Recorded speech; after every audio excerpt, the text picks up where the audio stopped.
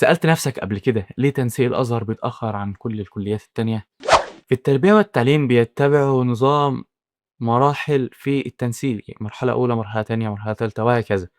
المراحل دي بتحصل بعد ظهور النتيجة مباشرة، إنما الأزهر ما بيعملش كده. الأزهر بعد ظهور نتيجة الدور الأول بينتظر ظهور نتيجة الدور التاني. ليه؟ علشان مبدأ تكافؤ الفرص يخلّي طلاب الدور الأول والدور التاني يخشوا في تنسيق واحد، بحيث طلاب الدور التاني يكون لهم فرصة، نفس الفرصة بالالتحاق بنفس الكليات. هتقول لي طب وده أنا مالي والدور التاني مش هيفرق في حاجة أوي، لإن غالبًا أو يعني مش هيفرق في الكليات المرتفعة في التنسيق يعني وكده أو المجموع، لإن كده بيبقى أكثرهم يعني مثلًا طلبة آآ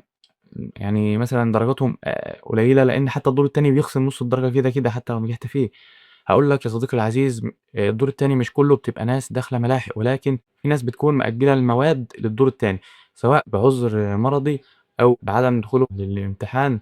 أيًا كانت الطريقة أنا مش متأكد منها أوي، ولكن كان في صاحبي كان مأجّل فيزيا للدور التاني، مأجّلها بشهادة مرضية وخَد درجتها كاملة وهو دخل طِب. ففي بعض الطلبة بيكونوا مأجّلين، فدول بيأثّروا في التنسيق فيما بعد، وعشان يكون لهم فرصة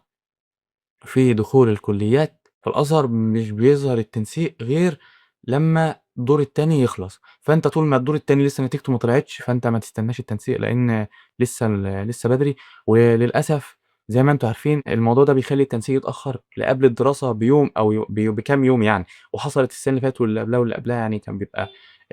مرّة يبقى قبلها بيومين 3 ومرّة قبلها ب4 أيام وهكذا يعني إيه، بيكون حاجة مش أحسن حاجة بالذات للناس اللي مجموعها متمرجح يعني الناس اللي مجموعها مش مرتاح، يعني مش فارق بكتير عن الكليات اللي هم عايزين يدخلوها، فده بالتالي بيكون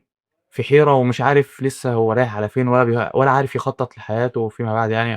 أو يخطط وفي كارثة كبيرة بقى، لإن الدرجة الواحدة بتفرق من أسيوط للقاهرة لدمياط في الطب مثلًا وهكذا في كل الكليات التانية، فأنت ما بتبقاش عارف أنت مصيرك رايح فين، فدي مشكلة، لإن في ناس بتبقى محتاجة تاخد سكن من قبلها بفترة، وفي ناس يعني عشان لو هيسكن يعني أو كده، وناس تانية بتبقى محتاجة مثلًا إن هي تعرف ظروفها أكيد يعني كل واحد أكيد دلوقتي أنتم على نار وعايزين تعرفوا بفارغ الصبر التنسيق، الناس اللي مجموعها مرتاح تبقى تنسيق السنين اللي فاتت وهيكون قريب منها إن شاء الله.